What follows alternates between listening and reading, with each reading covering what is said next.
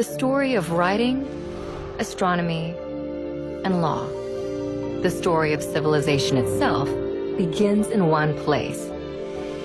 Not Egypt, not Greece, not Rome, but Mesopotamia.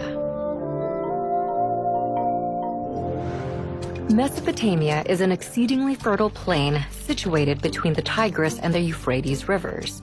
For 5 millennia, this small strip of land situated in what is today Iraq, Kuwait, and Syria fostered innovations that would change the world forever.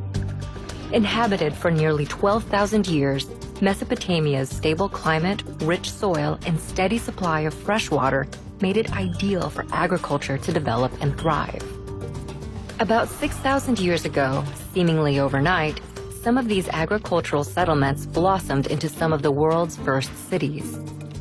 In the period between 4000 and 3100 BC, Mesopotamia was dotted with a constellation of competing city-states. At one point, they were unified under the Akkadian Empire and then broke apart, forming the empires of Assyria and Babylon. Despite near constant warfare, innovation and development thrived in ancient Mesopotamia. They built on a monumental scale, from palaces to ziggurats. Mammoth temples served as ritual locations to commune with the gods.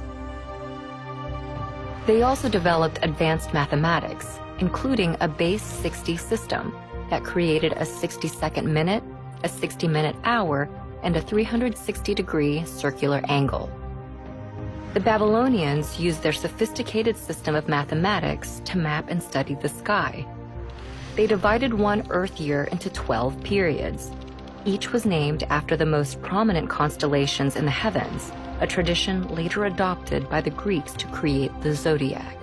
They also divided the week into 7 days, naming each after their 7 gods embodied by the 7 observable planets in the sky. But perhaps the most impactful innovation to come out of Mesopotamia is literacy. What began as simple pictures scrawled onto wet clay to keep track of goods and wealth developed into a sophisticated writing system by the year 3200 BC.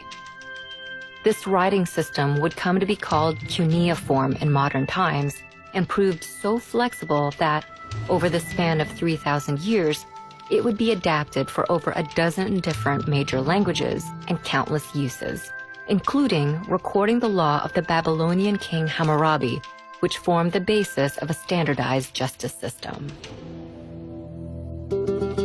But Mesopotamia's success became its undoing.